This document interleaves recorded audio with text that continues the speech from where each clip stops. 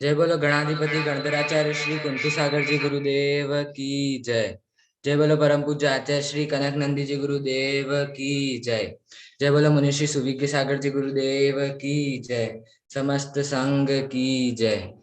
आज के स्वाध्याय को प्रारंभ करने के लिए मैं सर्वप्रथम परम पूज्य मुनिश्री सुविज्ञ सागर जी गुरुदेव से निवेदन करता हूँ वे आज की स्वाध्याय सभा को प्रारंभ करें। नमोस्तु गुरुदेव। आज की स्वाध्याय सभा प्रारंभ हो इसके पूर्व जो कल परसों से ही प्रतीक्षा में थे ऐसी नलिनी गोवाड़िया हमारे बीच में उपस्थित हुई हैं। नलिनी पवन जी गोवाड़िया अपनी भावाभिव्यक्ति प्रस्तुत करें और उसके बाद यदि निर्मला भी उपस्थित हैं तो वो भी अपना, और 5 से 10 मिनट में आप लोग अपनी अभिव्यक्ति करें।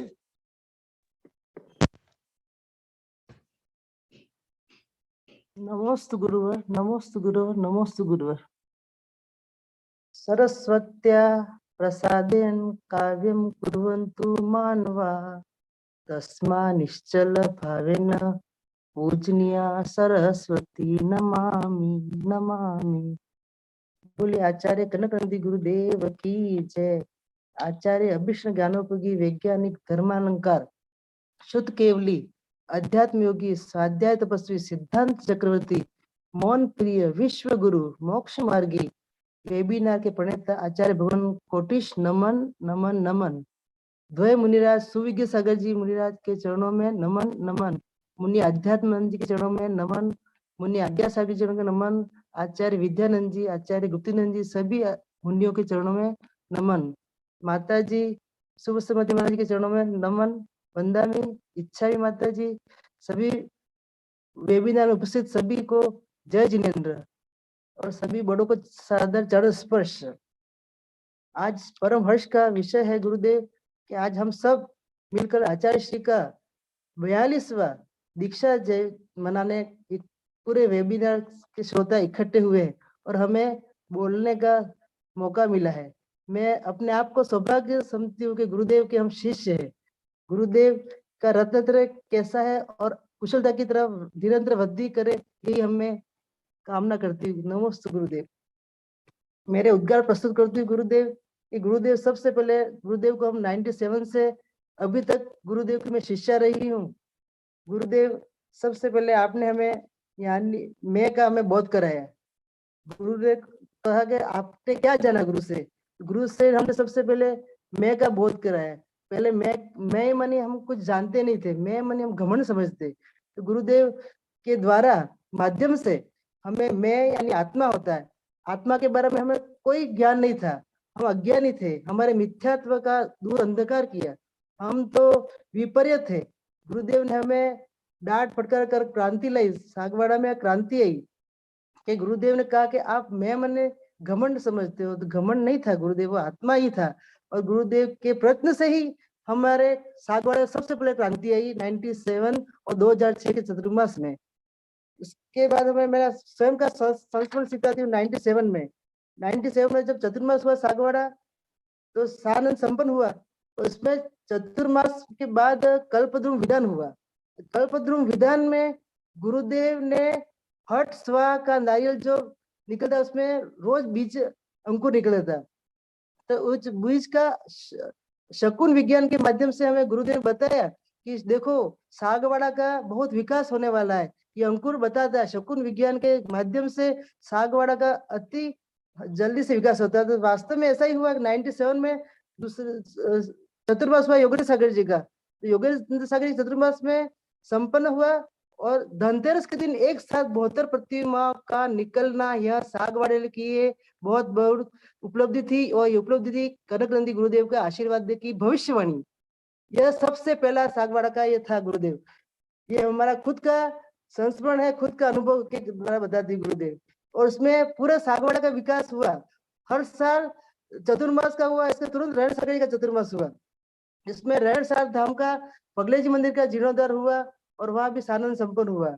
गुरुदेव आपका हम ये कर्ज नहीं भूल सकते। सागरवासी वो मेवाड़वासी भागड़वासी, ये सबसे पहले गुरुदेव सागवाड़ा उनका चतुर्मास हुआ जब इधर से लाए गए थे गुरुदेव को, हम सागरवासी पहले लाए थे गुरुदेव। ये हम सबसे गौरवान्वित समझते हैं कि गुरुदेव यहाँ वागड़ की भूमि पर पधारे।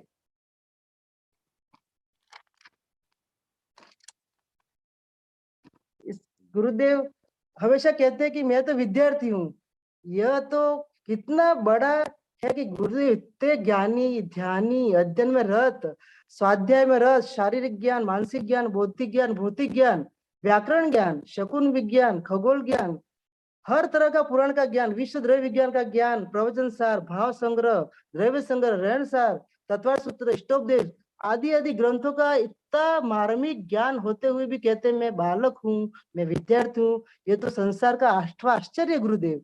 ये तो हम तो गदगद हो रहे गुरुदेव के आप इतने ज्ञानी होते हुए तो हम तो तुच्छ मात्र तिनका भी नहीं। आप परसों तिनके की आपने बता दी महिमा गुरुदेव, तो तिनका भी कह रहा है कि रो रहा है कि देखो मैं ऐसा हूँ।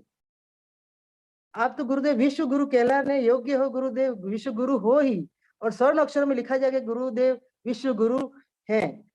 यह गुरुदेव आप सरस्वती पुत्र माँ जिनवानी आपके कंठ में विराजमान है, माँ शारदा भी आपके कंठ में विराज है। गुरुदेव आपका सूरज जैसा तेज और चंद्रमा सी शीतलता, सागर जैसी गहराई जैसा ज्ञान और टिम टिम जैसी मुस्कुराहट। मुस्कुराहट के बारे में क्या कहना गुरुदेव, जब हमें स्वाध्याय कराते हैं तो गुरुदेव की हंसी होती है, तो आसपास में जो बच्चे रहते बैठे मेरे पोते पोती कहते हैं कि गुरुदेव की हंसी से तो हमारा पूरा एक जो रूम होता है गुंजायमान होता है और हमारी जितनी भी विशुद्धियां बाहर निकल जाती है। ये गुरुदेव की मुस्कुराहट की पहचान है गुरुदेव। गुरुदेव स्वाध्याय प्रेमी है, वात्सल्य के धनी है, हर प्राणी हर जीव का कल्याण कर सोचते हैं, हमेशा विश्व कल्याण की भावना होती है। संकल्पों विकल्पों से दूर रहे, हजारों कोसों से दूर है, राग देश घृणा से दूर। गुरुदेव आत्मा से ही लीन रहते हैं। अनेकांत में साध्यात्मिक की धर्म का मूल है, स्वादमय ही जीवन है। जीव का अनुभव युक्त ही होता है, अनुभव किया बिना निर्जीव है। अनुभव ज्ञान होने से सही गलत सुख दुख का अनुभव होता है। मन को वश में करना ही तो स्वाध्याय है, गुरुदेव ने सिखाया है। सामायिक क्या है, मन को वश में करो। मन को चंचलता उधर उधर भटकता है, मन को स्थिर किया जाए। मन यानी स्वयं को जानना, यह हमें बोध नहीं था। स्वयं हमेशा पर का ध्यान करते थे, स्वयं का हमने कुछ जाना ही नहीं। गुरुदेव के द्वारा हमें आत्मा को जाना और आत्मा ही के अंदर है, यही तो परम तप गुरुदेव ने सिखाना है। स्वाध्याय ही परम तप है, स्वाध्याय के माध्यम से हम सब समझ सके। जो आत्मा पर विजय प्राप्त करता है वही तो असली हीरो है। जो स्वयं को पूर्णतः जानता है वह समस्त विश्व को जानता है। मैं का ध्यान रखना यह जरूरी है। आत्मस्वरूप को सही जानना, यही तो परमात्मा स्वयं आत्मा में विराजमान है। गुरुदेव मेरा संस्मरण सुनाती 2018 का नंदौर ग्राम चित्री में जब गुरुदेव का 18 में चतुर्मास हुआ तो नंदा देवी परिवार, प्रवीण भाई परिवार से उत्साहानंद संपन्न हुआ। तो उस बीच में हमें समय समय पर हम स्वाध्याय के लिए दर्शनार्थ के लिए पधारते थे, आरती के लिए पधारते थे। गुरुदेव ने प्रवचन सार ग्रंथ में बोला, प्रकरण निकला कि आत्मा में अनंत शक्ति है। तो हमें हुआ कि आत्मा में कैसे अनंत शक्ति है। तो मैंने सोचा, घर आकर बार बार सोचा कि गुरुदेव से मैं संकल्प लेती हूँ कि आत्मा में अनंत शक्ति कैसे, गुरुदेव मेरी जिज्ञासा है। तो मैंने आते ही गुरुदेव से संकल्प लिया कि मैं आज उपवास करती हूँ, 16 करण व्रत करती हूँ। 16 करण व्रत चला। 16 करण व्रत के बीच में उपवास के दिन, आहार के दिन वह नंदौर आती और वापस दोपहर गर्मी में वापस से आती। तो ये महीने भर का व्रत हुआ। उसके बाद मुझे एहसास हुआ कि आत्मा में अनंत शक्ति है। ये मेरा खुद का अनुभव है गुरुदेव। और 47 शक्तियों के बारे में जब विविधता से उन्हें समझाया तब मुझे एक लगा, आत्मा में एक साधारण जीव में भी आत्मा में अनंत शक्ति है। हर जीव में आत्मा अनंत शक्ति है। मैंने पहले समझती थी गुरुदेव आचार्य उपाध्याय जो व्रत करते हैं बड़े बड़े हैं उनको उनमें ही शक्ति है, अब तो अपन तो तुच्छ है, अपन में कुछ नहीं है गुरुदेव। यह दूसरा बताती हूँ, 2019 का मैं बताती हूँ कि जब मेरे घुटनों का दर्द हुआ तो मैं अहमदाबाद बताने के लिए, घुटनों का दर्द है, तो डॉक्टर ने बोला कि 2 साल के पहले आपको ऑपरेशन कराना पड़ेगा। उसी बीच क्या होता है, चतुर्मास फाइनल होता है सुनील सागर जी का सागवाड़ा में। तो मैंने डॉक्टर का बोला कि मैं अभी ऑपरेशन नहीं करवाऊंगी क्योंकि मेरे गांव में 50 साधु का चतुर्मास होने वाला है, तो मैं खाट पे बिस्तर पे रह नहीं सकती हूँ मैं।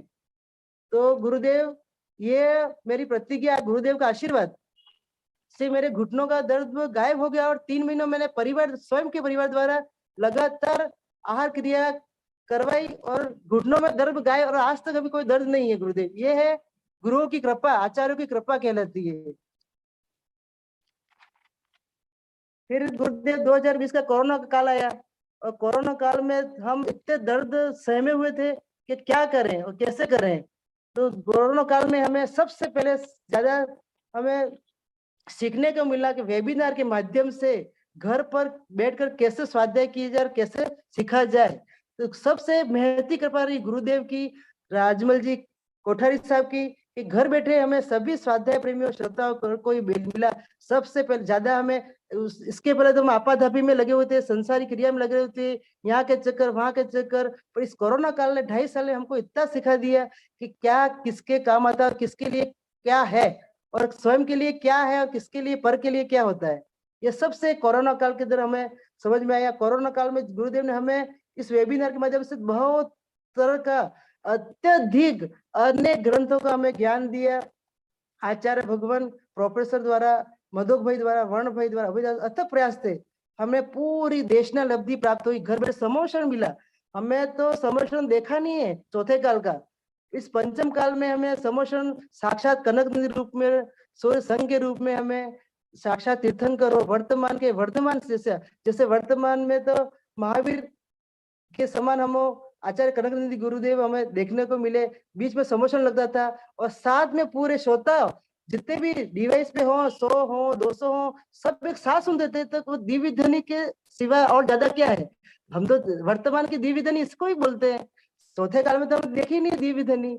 तो इसमें हमें पूरी देशना लब्धि मिली, चाहे दिव्य ध्वनि की हो, अतिशयों की हो, समोषण की हो। गुरुदेव नव तत्वों, 6 पदार्थों, परमेष्टि का गुणगान। हम तो परमेष्टि यानी नमो कर मंत्र का नमो रिंदा, नमो सिद्धा, नमो आर्यन वही समझते थे। नहीं, गुरुदेव ने कहा पंच परमेष्टि अरिहंतों को, सिद्धों का स्वरूप, आचार्य का स्वरूप, उपाध्याय का स्वरूप और साधु का स्वरूप। और इसमें सबसे बताया साधु का स्वरूप क्या होता है। साधु सबसे पहले है, इसके बाद आचार्य, उपाध्याय, साधु, अरिहंत, परमेष्टि होते हैं। कितना गहन अध्ययन सिखाया गुरुदेव ने।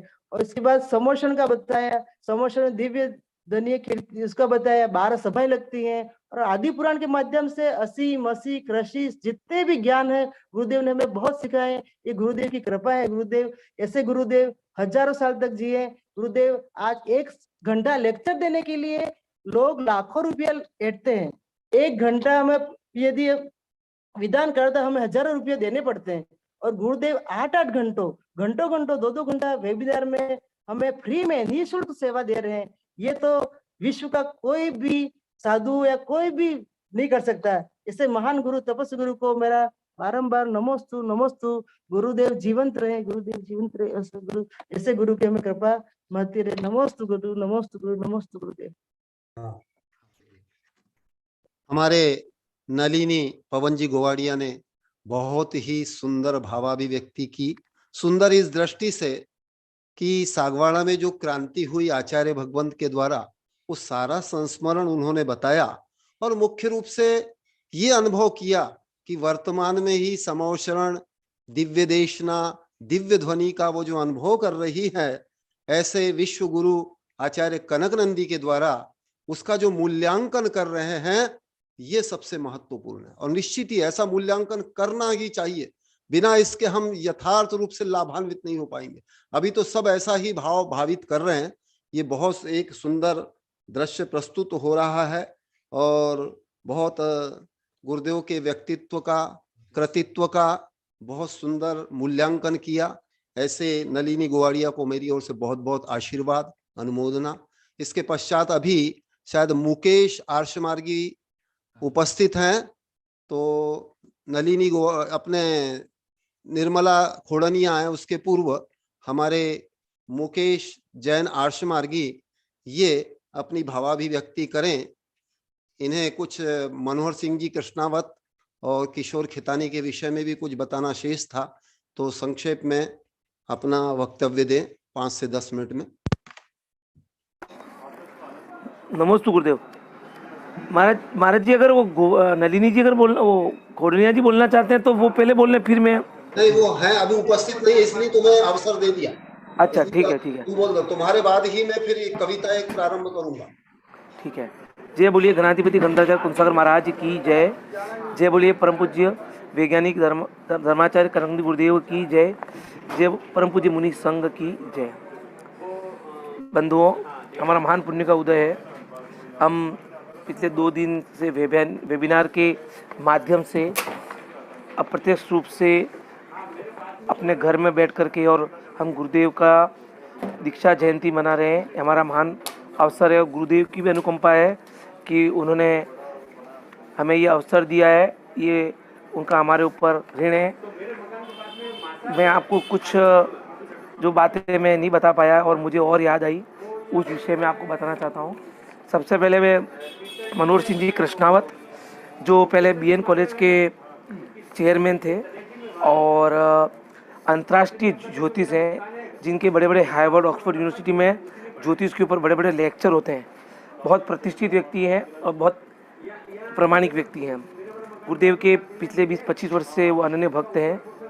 तो गुरुदेव के शरीर पे विभिन्न लक्षण देख करके और उन्होंने गुरुदेव के बारे में, गुरुदेव शतायु रहेंगे, जितनी गुरुदेव की अभी प्रभावना है उतनी गुरुदेव के न होने पर उससे अधिक रहेगी और ये संसार पश्चाताप करेगा। ऐसे महान गुरु के होते हुए हम उनका सानिध्य नहीं प्राप्त कर पाए, ऐसा हमारे मनोहर सिंह जी कृष्णावत गुरुदेव के बारे में बताते हैं। मतलब जितनी ख्याति, जितनी प्रसिद्धि, जितना गुरुदेव का आज की तारीख में जो लोगों को जानकारी है, जो गुरुदेव कार्य इत्यादि कर रहे हैं, वो और आने वाले काल में बहुत वृद्धि को प्राप्त होगा। ऐसे हमारे मनोहर सिंह जी कृष्णावत अनेकों बातें हैं जो मुझे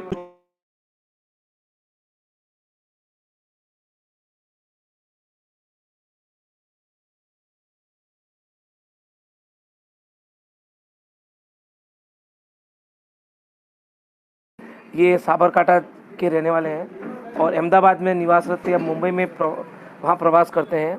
बहुत बड़े उद्योगपति हैं और बहुत ही धर्मात्मा हैं। श्वेतांबर जैन होते हुए भी परम मुनि भक्त और बहुत धर्मनिष्ठ भद्र परिणामी हैं। मतलब भद्रता की पराकाष्ठा, इतने भद्र व्यक्ति हैं, इतने भद्र व्यक्ति। और जब भी फ़ोन करके गुरुदेव का समाचार पूछते हैं, गुरुदेव को बारंबार नमोस्तु बोलते हैं और मेरी तरफ से जो बार बार क्षमायाचना मांगते हैं, मेरे से कोई भूल हो, गुरुदेव की सेवा में कमी रही हो, जबकि कोई भूल करते ही नहीं है, वो तो सेवा करते हैं, गुरुदेव की महान पुण्य का अर्जन करते हैं। फिर भी उनके द्वारा अप्रत्यक्ष से भी कभी कोई गुरुदेव की अभिनय हुई हो तो बार बार क्षमा मांगते हैं। मैं खेतानी साहब की बात बताना चाहता हूँ, मुंबई में रहते हैं।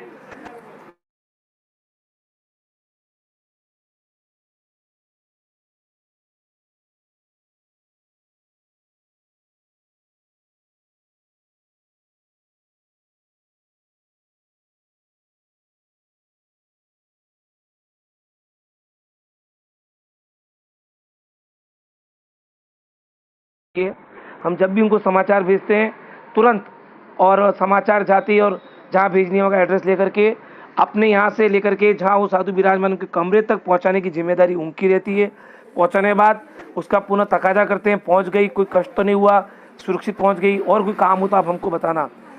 इतनी सूक्ष्मता से, इतनी हृदय से सेवा करते हैं। साइकिल के साथ, साइकिल में हवा भरने का पंप तक, मतलब किसी तरह का साधुओं को कष्ट नहीं हो, कोई साधुओं को उस वस्तु से लेकर के और कोई परिश्रम न करना पड़े।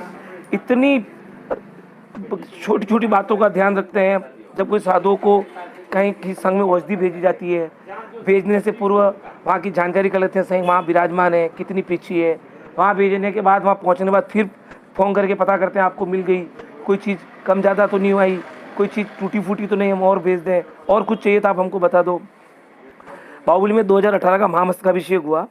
ये सब हमारे गुरुदेव की प्रेरणा से करते हैं वो, और उसमें कोई याचना नहीं है। उनकी इतनी प्रसन्नता स्व प्रेरणा से करते हैं। गुरुदेव ने तो एक बार सिर्फ माध्यम बने और आज तक वो उस गुरुदेव को माध्यम बना करके आज 20 वर्षों से दिगंबर साधु, श्वेतांबर साधु की तो पता नहीं बहुत कितने सालों से करते हैं। बाहुबली का महामस्तकाभिषेक का जो मेला लगा तो खेतानी जी, किशोर जी का मेरे पास फ़ोन आया कि मेरी भावना है कि वहाँ पे कितने साधु इकट्ठे होंगे। उन्होंने मैंने कहा 300-400 साधु इकट्ठे होंगे। तो एकदम सुनते बहुत प्रसन्न हो रहे, क्या बात है, इतने सारे साधु। तो हम उनकी वैयावर्ती करना चाहते हैं, उनके लिए हमारे ट्रस्ट के द्वारा जो व्यवस्था है वो करना चाहते हैं। प्रतिवर्ष जो पुस्तक संस्कार सागर आती है इंदौर से, उसमें सभी दिगंबर साधु चतुर्मास की सूची आती है, उसको प्राप्त करके प्रति वर्ष 200 साल से वो सबके जहाँ चतुर्मा स्थल है वहाँ चिट्ठी भेजते हैं, एक पत्र भेजते हैं, उसके साथ 2 पोस्ट कार्ड अंतर्देशीय पत्र भेजते हैं और उस पत्र में जो दिगंबर साधु की योग की सामग्री उनके ट्रस्ट द्वारा दी जाती है, 30, 40, 50 तरह की दवाइयाँ और भी साधुओं के लिए दैनिक उपयोग की डायरी, नैपकिन, औषधियाँ, नेल कटर, जो भी सामग्री, फाइबर के कमंडल 2.5 लीटर 1.5 लीटर के व्हील चेयर इत्यादि जो भी सामग्री हमारे दिगंबर साधु प्रयोग में लेते हैं वो सूची भेजते हैं। फिर उस सूची से जो सूचना मिलती है वो सामग्री वहाँ पहुँचाते हैं। तो बाहुबली में उन्होंने कहा हम मेले में जाएंगे तो बहुत भीड़ होगी, उस समय सब साधु कार्यक्रम में व्यस्त रहेंगे, तो मेले से 7 दिन पहले की व्यवस्था बनाएगी। हमारे बालाचार्य पावन कीर्ति महाराज को मैंने समाचार किया, उन्होंने वहाँ की कमेटी से बात करके उनके ठहरने की और सारी सामग्री रखने की व्यवस्था की। उन्होंने 2 ट्रक भर के अहमदाबाद से सामान भेजा और अपने 2 कर्मचारी हवाई जहाज से बाहुबली भेजे। वो 7 दिन तक वहाँ रहे और मैंने उनको बोला हमारे महाराज आपके यहाँ सामान लेने नहीं आएंगे और वो इस तरह से सामान नहीं मांगते हैं। अगर आपको उनको कुछ देने की इच्छा है तो एक महाराज जी के आपको कक्ष में जाकर के या उनके ब्रह्मचारी दीदी भैया को जाके पूछना पड़ेगा, महाराज जी हमारे पास ये हमारे ट्रस्ट की तरफ से ये व्यवस्था है, हम आपको ये सामग्री दान करना चाहते हैं, कोई आवश्यकता हो तो हमको सेवा का अवसर प्रदान करें। हाथ जोड़ जोड़ के एक साधु सभी माता जी के कक्ष में जा करके पूछ करके सूची बना के लाते, वो सामग्री वहाँ पूछाते। फिर व्हील चेयर वो इतनी बड़ी होती है वहाँ ले जा नहीं पाए, 6 व्हील चेयर की वहाँ पे आवश्यकता महसूस हुई, वो उन्होंने फिर अहमदाबाद जा कर के भेजी। 7 दिन तक लाखों रुपए की सामग्री, ये सब गुरुदेव इसमें प्रेरणा स्रोत हैं। उन्होंने अपनी स्व प्रेरणा से, मैंने नहीं बोला उनको आप बाहुबली जाकर के सामग्री बांटो। इसी तरह अब वो 2-3 भाई हैं, एक बहन है, 2 बाल ब्रह्मचारी हैं, 2 भाई हैं, करोड़ों रुपए का दान प्रतिवर्ष करते हैं। लगभग मेरा ऐसा अनुमान है 5 करोड़ रुपए की सामग्री प्रतिवर्ष साधुओं को दान करते हैं, इतने बड़े दानी। और दोनों भाई मुंबई विले पार्ले में रहते हैं, इतने सरल सहज और भद्र हैं, अपने लिए कार नहीं रखते हैं, ड्राइवर नहीं रखते हैं, रिक्शा से जाते हैं, रिक्शा से आते हैं। मात्र 50,000 रुपये प्रति माह अपनी कंपनी से अपने लिए खर्च, अपने जीवन यापन के लिए करते हैं, वहाँ से लेते हैं और बाकी सब दान कर देते हैं। ऐसे महादानी हमको उनकी अनुमोदना करनी चाहिए और अनुकरण करना चाहिए। एक बार गुरुदेव विजयनगर में चतुर्मास में थे, वो जब गुरुदेव से नए नए जुड़े थे तो ज़्यादा साधुओं को जानते नहीं थे, तो उन्होंने 2 ट्रक भर के गुरुदेव के आहार के लिए सामग्री भेज दी, दाल चावल घी फल फूल जितना भी जो सामग्री शक्कर इत्यादि जो भी सामग्री लगती है 2 ट्रक भर के। तो गुरुदेव को समाचार मिला कि 2 ट्रक भर के अहमदाबाद से सामान आ गया है। तो गुरुदेव ने उनसे बात करके उनको समझाया, हम दिगंबर साधु इस तरह से आहार नहीं लेते हैं, हम दोष लगता है और हमारे यहाँ इस गांव में सब व्यवस्था, हमको सामग्री कोई आवश्यकता नहीं है। आप ऐसे कोई साधु बीमार हो, रुग्ण हो, जिनकी व्यवस्था नहीं हो पाती है, या आप इस सामग्री को वहाँ भिजवाइए। और वो सारी सामग्री गुरुदेव ने लौटा दी। हमारे संभव सागर महाराज सम्मित शिखर में बीमार हो गए थे, चेलना दीदी का फ़ोन गया, चेलना दीदी ने, उन्होंने खेतानी जी ने गुरुदेव को समाचार करवाया, संभव सागर गुरुदेव बीमार है, योग्य वैद्य भेजिए। हमने यहाँ से गुरुदेव के पास, गुरुदेव ने मेरे माध्यम से वैद्य बुलवाए, वैद्य का परीक्षण किया, सम्मित शिखर भेजा और उन्होंने मुझे कहा फ़ोन करके व्यक्तिगत, वैद्य को आप अच्छे फर्स्ट क्लास AC से टिकट से भेजना, ट्रेन से, जहाँ ट्रेन नहीं जाती है वहाँ आप उनके लिए गाड़ी की व्यवस्था करना, ठहरने के लिए होटल की व्यवस्था करना, उनके अच्छे भोजन की व्यवस्था करना, आना जाना रहना करना, और वहाँ जो साधु का उपचार करेंगे उनके लिए जो भी औषधि चाहिए उसकी चिट्ठी वो लिख के ले आएंगे और आप यहाँ सारी दवाई भिजवा देना। ऐसे 3 बार वो सम्मित शिखर गए, हमारे संभव सागर गुरुदेव का इलाज किया। जब दूसरी बार गए तो उनके भाव और उदार हो गए। बोले सम्मित शिखर में कितने साधु रहते होंगे दिगंबर श्वेतांबर? मैंने कहा हर समय 100-200 साधु रहते होंगे दिगंबर श्वेतांबर सब मिला करके। बोले आप वहाँ सब जगह ऐसी व्यवस्था बनवा दो, पर्चा बंटवा दो, इतनी तारीख को वैद्य आएंगे और कोई साधु को उपचार की आवश्यकता होगी तो उनके कक्ष में जा करके। तो फिर दूसरी बार गए तो 3 दिन तक वहाँ वैद्य रुके, सब जा करके साधु का उपचार किया, फिर यहाँ से औषधि भिजवाई जाती थी। इस तरह से वो पिछले वर्षों से साधु का उपचार कर रहे हैं। माता जी के लिए साड़ियाँ, साधु के लिए कमंडल, व्हील चेयर और भी अनेकों फाइबर के कमंडल बना के भेजाते हैं। अनेकों सामग्री जो दिगंबर साधु के लिए वो प्रयास करके उपलब्ध करवा सकते हैं, वो वर्षों से उनके द्वारा भेजी जा रही है।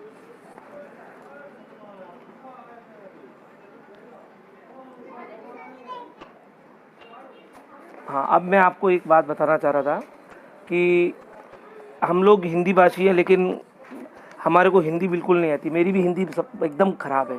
गुरुदेव ने हमको ये बात सिखाई, आप हिंदी का अच्छे से अध्ययन करो और अपनी हिंदी को ठीक करो, क्योंकि हमारे दोष को अगर हमारे गुरु नहीं बताएंगे तो कैसे दूर होंगे।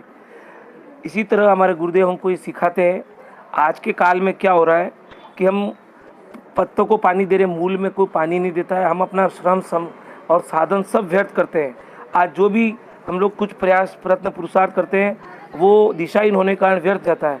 गुरुदेव ने ऐसे संस्कार डाले, इसी कारण से हम आहार दान, औषध दान, साधु के भैयावर्ती, ये सब कार्य गुरुदेव के संस्कारों के कारण आज हम कर पा रहे हैं और पिछले 8-10 वर्ष से कर रहे हैं।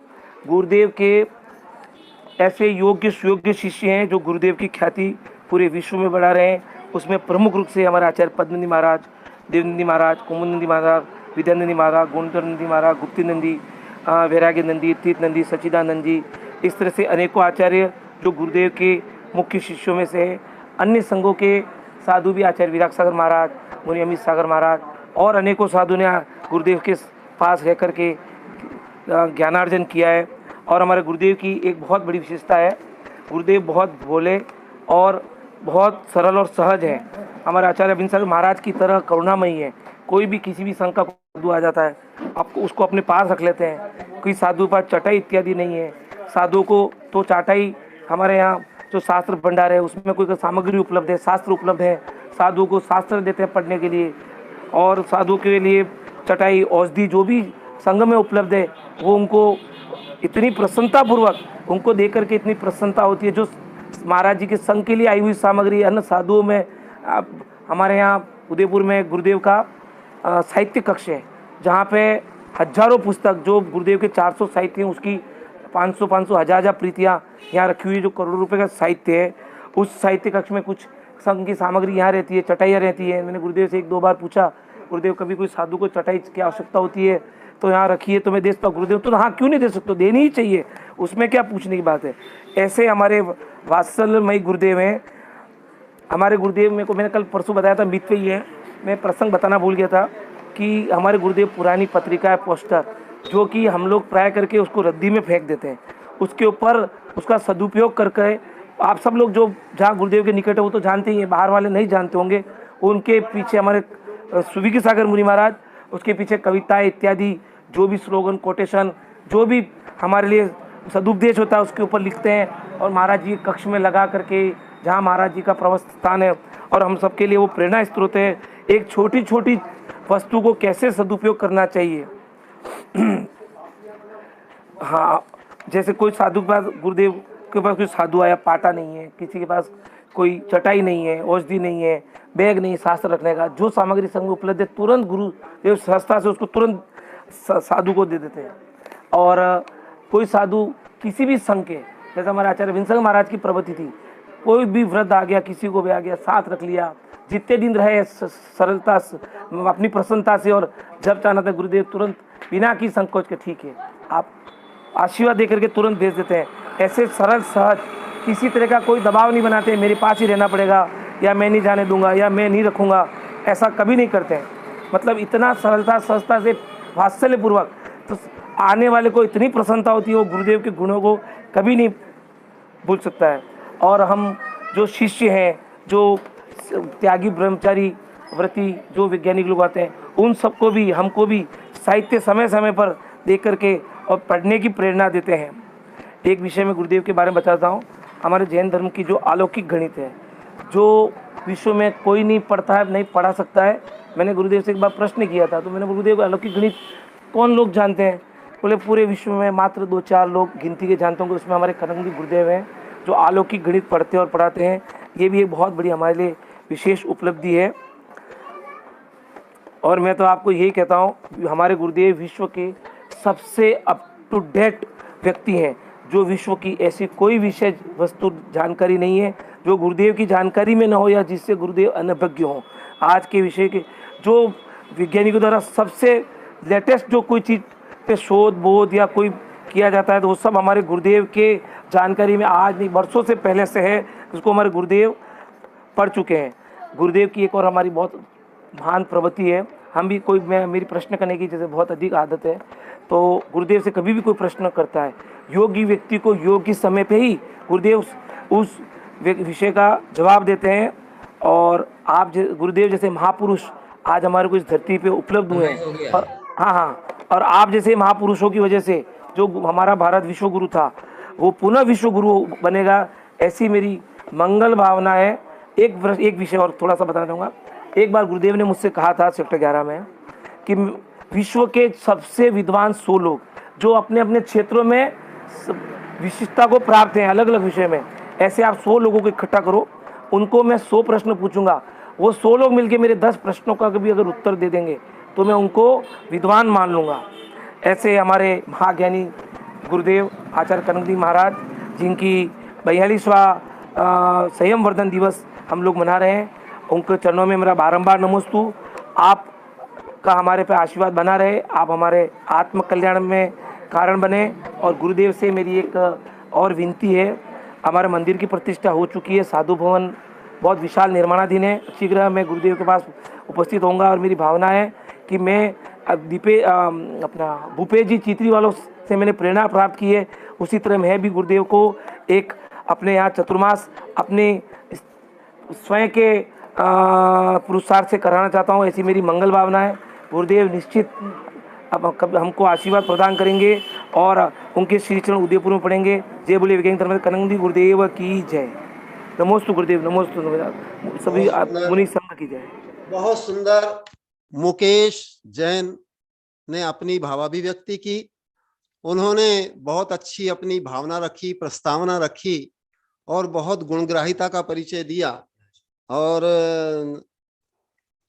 अभी उन्होंने मनोहर सिंह जी कृष्णावत के व्यक्तित्व के विषय में भी बताया कि वो कितने अच्छे अजैन भक्त होते हुए गुरुदेव के आध्यात्मिक गुणों के प्रति बहुत आकर्षित हैं। ऐसे ही जो भद्र व्यक्ति किशोर चंपकलाल जी खेतानी हैं, उनका भी काफी विस्तार से उनकी उपलब्धियों को, उनकी स्वप्रेरक दान प्रवृत्ति को, उनके गुणों की जो उन्होंने प्रशंसा की, इसके लिए मैं भी मुकेश की बहुत बहुत प्रशंसा करता हूं। निश्चित ही उनका ये गुणग्राही भाव सबके लिए प्रेरक है और वो इस विषय में सदैव उनसे जुड़े रहते हैं।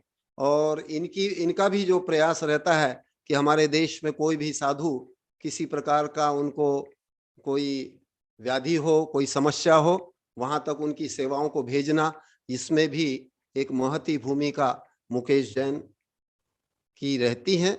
इसलिए वो बहुत धन्यवाद और आशीर्वाद के पात्र हैं। इसके पश्चात मैं थोड़ा सा एक अनुभव अपना सुना रहा हूं मनोहर सिंह जी के बारे में, और फिर थोड़ा सा किशोर के बारे में कुछ अंतरंग अनुभव बताऊंगा। आपको काफी विस्तार से मुकेश ने बता दिया है, फिर भी जो कुछ अंतरंग है जो बहुत प्रेरक है, जिसने मुझे भी बहुत अच्छा लगा। मनोहर सिंह जी जब पायड़ा में आए थे, उदयपुर पायड़ा में, तो वहां पे जब वो चर्चा, क्योंकि वो जब चर्चा वार्ता के लिए बैठते हैं, मैं आपको बता रहा हूं उनकी जो है बैठने की क्षमता बहुत सुंदर है। 3-3, 4-4 घंटे बैठते हैं। कोई श्रावक यदि पूछने आया पानी का या स्वल्पाहार कर लो, भोजन कर लो, बोले तुम मेरे से कुछ पूछने आओगे तो मैं चला जाऊंगा। इसलिए बहुत अच्छे से वो बैठ करके और आचार्य भगवंत की वाणी को श्रवण करते हैं। तो मैं एक छोटा सा प्रसंग बताऊंगा। वैसे तो वो बहुत अंतर्राष्ट्रीय व्यक्ति हैं और उन्होंने आचार्य भगवंत के बारे में जो भी सामुद्रिक लक्षण बताए हैं, जो भविष्यवाणियां की है, जो ज्योतिष के आधार पर उन्होंने आचार्य भगवंत के व्यक्तित्व और कृतित्व का जो आकलन किया है, वो भी अभी कविता के माध्यम से मैं बताऊंगा। लेकिन उसके पूर्व एक संस्मरण बताना चाहता हूं। पायड़ा में एक बार आचार्य भगवंत ने मनोहर सिंह जी कृष्णावत को पूछा, क्योंकि वो आध्यात्मिक रुचि वाले हैं, तो आचार्य भगवंत ने बोला कि मनोहर सिंह जी ये बताओ कि यदि मेरे सामने कोई चक्रवर्ती आ जाए तो मैं उसको क्या समझूंगा। क्योंकि आचार्य भगवंत आचार्य पद पर हैं, परमेष्टि पद पर हैं। तो मनोहर सिंह जी ने बड़ा विनोद में बोले गुरुदेव आप क्या समझेंगे, आप तो यही समझेंगे कि हाथी पर बैठकर चूहा आया हुआ है, इससे ज्यादा और कुछ नहीं। क्योंकि गुरुदेव आध्यात्मिक है, किसी की भौतिक सत्ता संपत्ति से प्रभावित तो होते नहीं है, चाहे चक्रवर्ती की संपदा भी क्यों ना हो। तो ये ऐसे बहुत, वैसे तो अनेक संस्मरण है, लेकिन एक छोटा सा मैंने संस्मरण सुनाया। उसके बाद उन्होंने जो अपना आचार्य भगवंत के बारे में भविष्य और सामुद्रिक लक्षण आदि बताया, इस कविता के माध्यम से आपको सामुद्रिक लक्षण भी ज्ञात होंगे।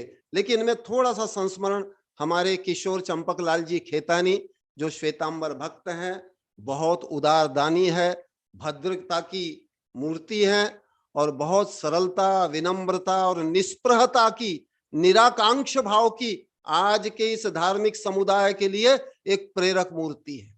क्योंकि आज सब लोग साकांक्ष धर्म कर रहे हैं, कुछ न कुछ अपेक्षा रखते हैं, धन की, जन की, मान की। उस व्यक्ति को ना तुमसे कोई धन चाहिए, ना मान चाहिए, कोई नाम भी कहीं नहीं चाहिए। इतना सुंदर उनका व्यक्तित्व है।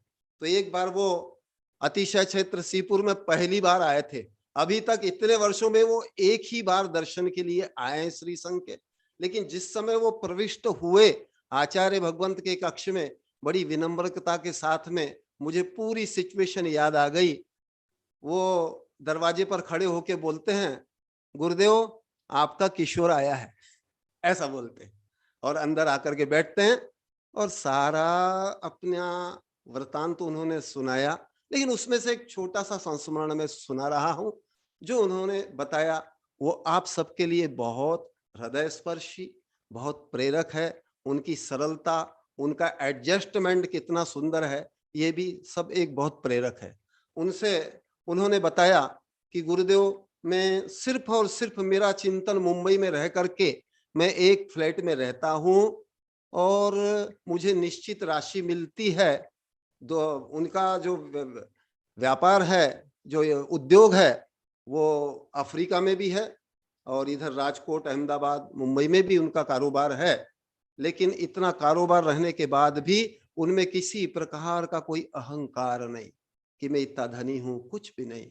मैं तो देवशास्त्र गुरु का सेवक हूं, भक्त हूं, उनका दास हूं, ऐसा वो बोलते हैं। बस आप तो आदेश करिए, ऐसा बोलते हैं। तो उनसे वो कुछ संस्मरण सुना रहे थे।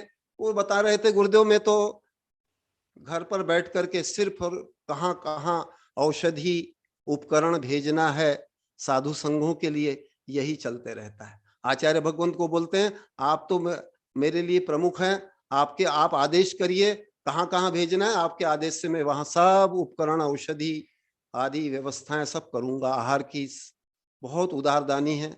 तो वो बोले, गुरुदेव मैं मुंबई जैसे शहर में रहता हूँ, अब पत्नी भी साथ में रहती है, तो कभी ऐसा भी हो जाता है कि पत्नी की इच्छा होती है कि आज हमें कोई पिक्चर देखना है, मूवी देखना है, तो उसके भावों का आदर करते हुए मैं थिएटर में चला जाता हूँ, उसके साथ बैठता हूँ, देखता हूँ। लेकिन वो देखते रहती है, मैं मौन बैठ करके सामायिक करता रहता हूँ। ये गजब की प्रेरणा है।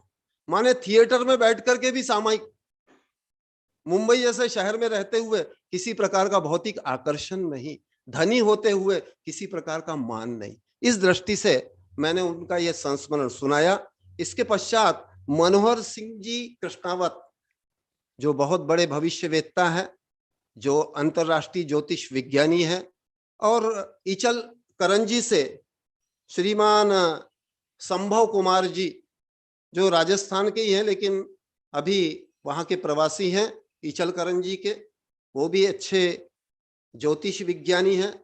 तो इन दोनों के ने जो भी आचार्य भगवंत के गुण, अंग लक्षण, भविष्यवाणी जो की है गुरुदेव के बारे में, उसको श्रमणी आर्य का सुवत्सलमती माता जी ने अपने काव्य के माध्यम से उस पूरे विषय को पुरोड़ा है, जो अपने आप में बहुत सुंदर बन पड़ा है। अभी आपको कविता श्रवण करने के बाद ही ज्ञात हो जाएगा कि आचार्य भगवंत का भविष्य कितना उज्जवल है। और आप भी देख रहे हैं, आप भी मान रहे हैं, अभी मुकेश भी बोल रहे थे, सभी अभिव्यक्तिकार बोल रहे थे कि ऐसे विश्व गुरु की प्राप्ति होना बहुत दुर्लभ है। इस दुर्लभता का हम मूल्यांकन करें, इस दृष्टि से मैं आपको इस कविता के माध्यम से उनका, गुरुदेव का व्यक्तित्व और कर्तृत्व बताना चाहता हूं। तो सबसे पहले आप कविता सुने ध्यान पूर्वक, एक एक शब्द को सुनना। वैसे कविता के सब शब्द आपको समझ में नहीं आएंगे, उसका विश्लेषण मैं बाद में करूंगा। लेकिन सर्वप्रथम श्रमणी आर्य का सुवत्सलमती माता जी के द्वारा सृजित कविता आचार्य श्री कनकनंदी जी गुरुदेव के व्यक्तित्व, कृतित्व, भविष्य सामुद्रिक लक्षण प्रस्तुत है। और ये प्रसिद्ध ज्योतिष विज्ञानियों की दृष्टि में क्या है आचार्य भगवान, आपको भी थोड़ा अंग लक्षण भी ज्ञात होगा, ज्योतिष विज्ञान का भी बोध इस कविता के माध्यम से होगा। ऐसे वैश्विक गुरु श्रेष्ठ के लिए माताजी ने जो लिखा है वो प्रस्तुत है। ज्ञानी विज्ञानियों का सबका कहना है, भविष्यवेत्ताओं ने भी माना है, सारी दुनिया में गुरु अद्वितीय हैं, कनक नंदी संत अलौकिक हैं। राजा महाराजा से श्रेष्ठ हो प्रभु, संयम व समता के आप हो विभु। जय हो गुरु, जय हो गुरु, ध्यान अध्ययन में लीन रहते हैं, चिंतन मनन में अनुरक्त रहते हैं, सामुद्रिक लक्षणों से महान है गुरु, आध्यात्मिक यात्रा है निरंतर शुरू, सारी वसुधा में गुरु अलौकिक है, कनक नंदी संत अलौकिक हैं। अब देखिए आचार्य भगवंत का जो मस्तक है गज मस्तक है, यानी हाथी के जैसा मस्तक, उसकी भी क्या महिमा है। गज मस्तक में उन्नत विचार आते हैं, उन्नत भाग्य के आप धनी हैं। जय हो गुरु, जय हो गुरु, सूर्य रेखा कहती अंतः प्रज्ञ हो, हृदय रेखा कहती पावन उदार हो, विश्व कल्याण की भावना रखते हो, एकला चल के नवाचार करते हो, सारी दुनिया में गुरु अद्वितीय हैं, कनक नंदी संत अलौकिक है। एक एक अंग पे ध्यान देना। अब हस्त रेखाओं में त्रय रेखा अनुशासन प्रियता कहती, मस्त मौला फक्कड़पन प्रखर बुद्धि। जय हो गुरु, जय हो गुरु, झंडा रेखा सर्वांगीण विकास बताती, त्रय मस्तक रेखा गुणग्राही कहती, प्रकृति प्रेमी शोधी जिज्ञासु वृत्ति, गुण परिचायक वाक पटु श्रवण शक्ति, सारी वसुधा में गुरु अलौकिक हैं, कनक नंदी संत अद्वितीय हैं। एकांत साधना व निष्प्रह वृत्ति, उन्नत नाक त्रय मस्तक रेखा कहती। जय हो गुरु, जय हो गुरु, देश विदेशों में धर्म प्रचार, शिष्य प्रशिष्यों से होता प्रचुर, अपने अज्ञान से दुनिया ना जाने, गुरु का तप मन व आत्मबल, सारी दुनिया में गुरु अद्वितीय हैं, कनक नंदी संत अद्भुत हैं। जीवन रेखा कहे नवदशक शतायु, व्यस्त मस्त स्वस्थ रहे दीर्घायु। जय हो गुरु, जय हो गुरु, सत साहसी हो कहती त्रिशूल रेखा ओजस्वी तेजस्वी व्यक्तित्व देखा, गुरु रेखा से हमने ये जाना है, विदेशों में धर्म प्रचार होना है, सारी वसुधा में गुरु अद्वितीय है, कनक नंदी संत अलौकिक हैं, गांव का जोगी जोगड़ा हमारे देश में, अनगांव का सिद्ध होता विदेशों में, जय हो गुरु, जय हो गुरु, पद्म रेखा कहती जंगल में मंगल, उपवन होगा भविष्य में मंगल, राज्य वैभव को आप क्षुद्र मानते, तालु गोल से ब्रह्मांडीय कहाते, सारी दुनिया में गुरु अद्वितीय हैं, कनक नंदी संत अलौकिक हैं, राजनीति न्याय अलौकिक गणित ज्ञाता, आधुनिक धर्म विज्ञान के ज्ञाता, जय हो गुरु, जय हो गुरु, 32 दंत पंक्ति कहे सत्य भावी वाणी, लचीला अंगूठा से सहिष्णु प्राणी, उन्नत पद कमल से उन्नत विहारी,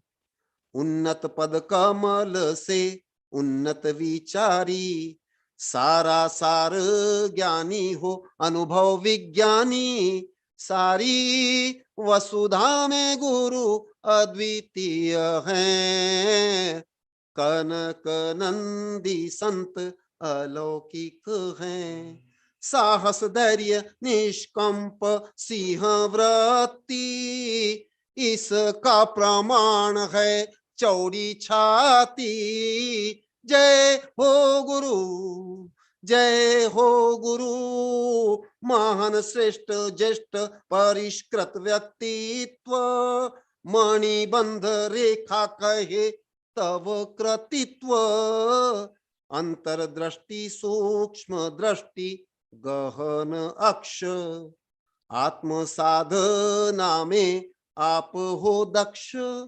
सारी दुनिया में गुरु अलौकिक हैं, कनक नंदी संत अलौकिक हैं, हस्त मुष्टि बाह्य तिल कहे समृद्धि, अनिच्छा से हो रही जग प्रसिद्धि, जय हो गुरु, जय हो गुरु, शिष्य वृंद पाए ज्ञान की श्री वृद्धि, साधना के क्षेत्र में उन सब की सिद्धि, मनोहर राजा जी की भविष्यवाणी, संभव कुमार की यही कथनी, सारी दुनिया में गुरु अद्वितीय है, कनक संधि संत अलौकिक हैं। और अंतिम पंक्ति सुन लीजिए, कविता बहुत बड़ी है लेकिन और इससे आगे दूसरा पार्ट है, लेकिन एक पार्ट ही आपको सुना रहा हूं।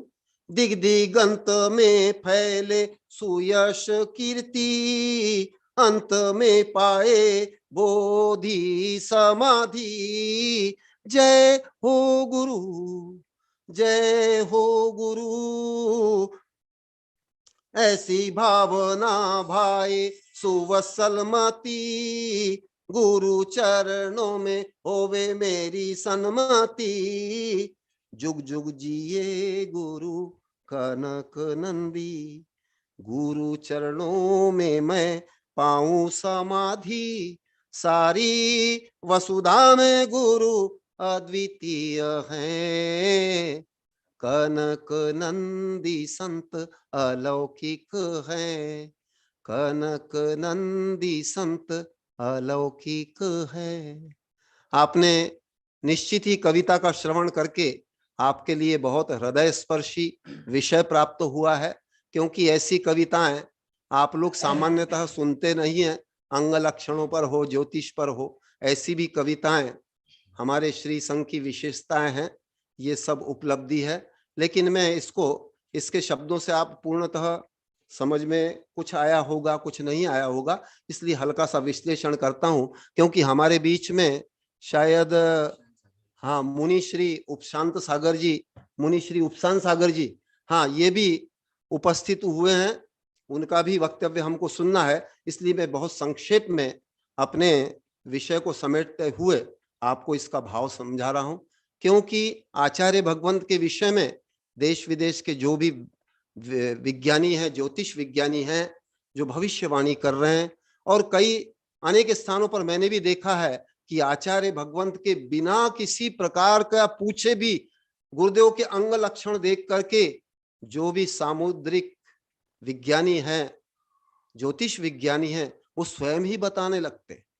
एक यादवेंद्र जी द्विवेदी हैं, आचार्य भगवंत बताते हैं, भीलुड़ा ग्राम के। उन्होंने भी आचार्य भगवंत के भविष्य के विषय में बहुत अच्छी भविष्यवाणी की है। लेकिन इस कविता के माध्यम से जो माताजी ने सृजित की है, मैं आपको संक्षेप में कुछ विषय बता रहा हूं। कि मनोहर सिंह जी ने यह भी बोला था कि गुरुदेव आप सारे राजा महाराजा से श्रेष्ठ हो, क्योंकि मनोहर सिंह जी स्वयं ही राजघराने के व्यक्ति हैं, क्षत्रिय व्यक्ति हैं, लेकिन वो भी बहुत आध्यात्मिक मूल्यांकन गुरु का करते हैं। और उन्होंने बताया था कि आप सामुद्रिक लक्षणों से महान गुरु हैं।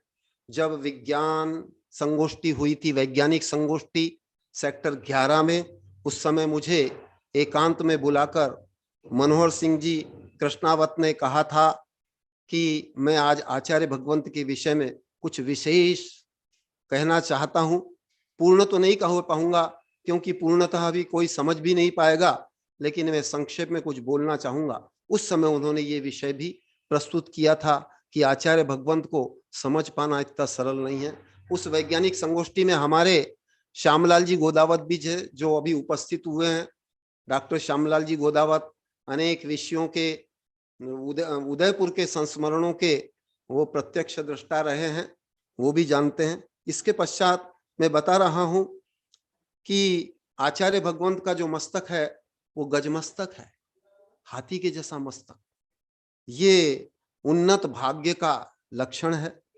और आचार्य भगवंत की जो सूर्य रेखा है वो उनको अंतः प्रज्ञ बताती है। आचार्य भगवंत पावन और उदार हैं, ऐसा हृदय रेखा भी कहती है। और विश्व कल्याण की भावना आप तो निरंतर अनुभव करते हैं। इतनी व्यापक भावना का प्राप्त होना भी बहुत दुर्लभ है। सामान्यतः धर्म क्षेत्र में तो इतना व्यापक भाव मिलना बहुत अभी कठिन है। ऐसी परिस्थितियों में भी आप एकला चल के एक नवाचार करते हैं। एकला चालो रे, गुरुदेव की दो लाइन सुना रहा हूं। चल एकला राह मेरा ही चल एकला, छोड़ो दुनिया का मेला, राह मेरा ही चल एकला। ऐसे एकला चल करके नवाचार करने वाले आचार्य भगवंत हैं। त्रय रेखा अनुशासन प्रियता कहती, मस्त मौला फक्कड़पन प्रखर बुद्धि। गुरुदेव आप जानते बिल्कुल मस्त मौला है, किसी प्रकार की अपेक्षा नहीं, उपेक्षा भी नहीं और प्रतीक्षा भी नहीं। देख रहे कितना एक संतुलित व्यक्तित्व, कितना साम्यता को लिया हुआ व्यक्तित्व है। ये भी समझना सबके लिए कठिन होता है। आचार्य भगवंत को लोग पहले पहले नहीं समझ पाते। उसका एक कारण ये भी है क्योंकि अन्यत्र जो प्रवृत्ति साधु संतों में देखी जाती है, तो आप कुछ ना कुछ औपचारिकताएं वहां अनुभव करते हैं। वहां पे कुछ आय व्यय हो रहा है, कुछ बोलियां चल रही है, कुछ धन संचय, कुछ जन संचय हो रहा है। इन सब द्वंद्व फंदों से दूर रहने वाले आचार्य हैं। इसलिए आचार्य भगवंत को समझने में कठिनाई होती है। लेकिन जो लोग अब समझ रहे हैं, उसका मूल्यांकन कर रहे हैं, उनको परमानंद हो रहा है, सहजानंद हो रहा है, सहज अनुभूति हो रही है। आगे और बता रहा हूं कि आचार्य भगवंत प्रकृति प्रेमी भी है। ये तो आपको अभी गत दिवसों की कविता के माध्यम से भी ज्ञात हुआ। अभी तो आगे बहुत सुनाना श्रेष्ठ है। और आचार्य भगवंत में वाक्पटुता है, मौनी होते हुए भी वाक्पटु है, और वाक्पटु के साथ वाग्मी है, तार्किक है। तार्किक होते हुए भी किसी प्रकार का कोई ऐसा आप देखते होंगे कोई कुतर्क नहीं, सरल सहज गुणग्राहिकता का भाव, सत्यग्राहिता का भाव आचार्य भगवंत में हम निरंतर पाते हैं। और आचार्य भगवंत की जो नाक है बहुत उन्नत नाक है, आप देखते होंगे। और ये उन्नत नाक उनकी महानता, निष्प्रहता, एकांत साधना इसको कहती है। और देश विदेशों में जो प्रचार होता है ज्ञान विज्ञान का, वो सरल और सहज होता है। या हमारे बीच में अभी डॉक्टर श्यामलाल जी गोदावत भी बैठे हुए हैं, ये भी जानते हैं कि गुरुदेव का जो भी कार्य है सरल सहज होता है, किसी प्रकार की किसी से कोई अपेक्षा नहीं, याचना नहीं, कोई चंदा चिट्ठा कुछ भी नहीं करना पड़ता, सब सरल सहज हो जाता है। इसका मूल्यांकन हमारे श्यामलाल जी सदैव करते हैं कि 0 बजट में चलने वाला हमारा संघ है। आगे माता जी ने भी अपनी पीड़ा लिखी है, अपने अज्ञान से दुनिया ना जाने गुरु का तत्व मन व आत्मबल। अपनी अज्ञानता, अपने पूर्वाग्रह, अपने विपर्य से कभी कभी कुछ लोग नहीं समझ पाते। जैसे अभी बागड़ के लोग कह रहे हैं गुरुदेव हम आपको 21 वर्ष तक नहीं समझ पाए, लेकिन इस संक्रमण काल में, कोरोना के संक्रमण काल में एक ऐसी संधि आई और इस वेबिनार के माध्यम से और गुरुदेव के यहाँ के निरंतर प्रवास के माध्यम से अभी सभी मूल्यांकन, श्रेष्ठतम मूल्यांकन कर रहे हैं।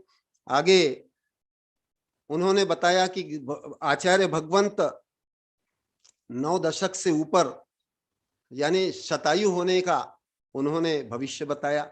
आचार्य भगवंत दीर्घायु हैं, स्वस्थ हैं, अभी भले अल्प थोड़ा कुछ कारणों से अस्वस्थ हुए हैं, लेकिन सामान्य तौर पर आप देखते हैं गुरुदेव जब चलते हैं, गुरुदेव की कैसी एक ओजस्विता, तेजस्विता, सिंह वृत्ति, फक्कड़ वृत्ति आदि आप उनकी चाल में देखते होंगे।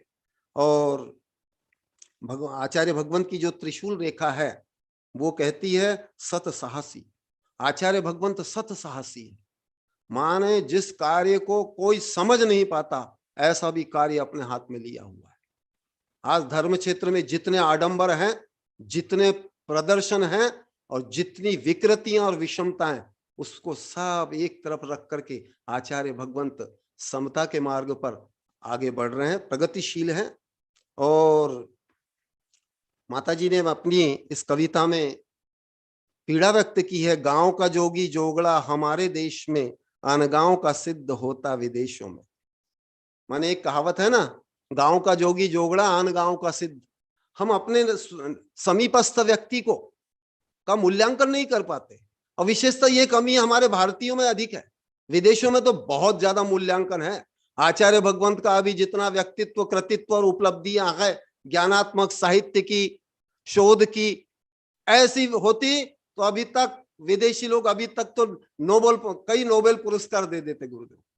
लेकिन हमको भी इसका मूल्यांकन, ये बताने का मेरा उद्देश्य है कि हम भी इसका मूल्यांकन करें और इस विषय को ज्यादा से ज्यादा लोगों में प्रसारित करें, आचार्य भगवंत के ऐसे व्यक्तित्व को। और आगे राजनीति, न्याय, अलौकिक, गणित ज्ञाता और आचार्य भगवंत की जो 32 दंत पंक्ति है वो उनको सत्य, उनकी जो वाणी है वो सत्य सिद्ध होती है, ये बताती है। और लचीला अंगूठा आचार्य भगवंत की सहिष्णुता को बताता है। सहिष्णुता, उदारता और समता के आचार्य भगवंत धनी हैं। उन्नत पद कमल से उन्नत विचारी। आचार्य भगवंत जब अपने पद कमल रखते हैं बिल्कुल उच्च विचारों के साथ में, एक सिंह वृत्ति के साथ में वो गमन करते हैं। और सारा सार ज्ञानी हो अनुभव विज्ञानी, और बहुत अनुभवी ज्ञानी हैं, साहसी हैं, धैर्यवान है और निष्कंप वृत्ति है। और इसका प्रमाण क्या है? इस साहस, धैर्य, निष्कंप सिंह वृत्ति का आचार्य भगवंत की चौड़ी छाती, हर अंग देख लीजिए।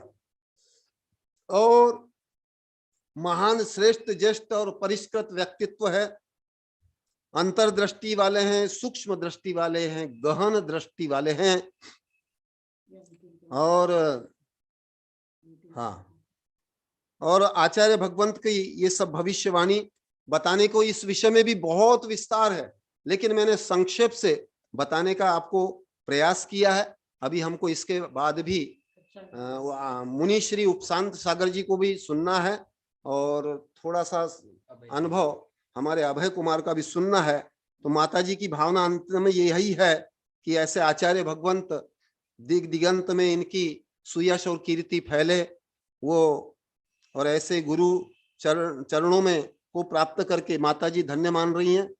और अंतिम एक पंक्ति के माध्यम से मैं अपने विषय का समापन कर रहा हूं।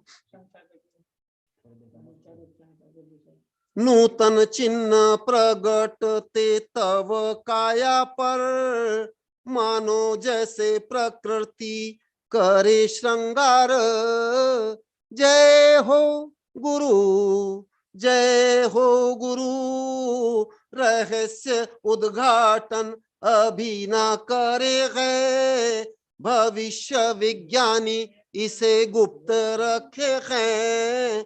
सहज सुलभ होने से करे ना मूल्य, मूढ़ मति अल्प ज्ञानी ना जाने मूल्य।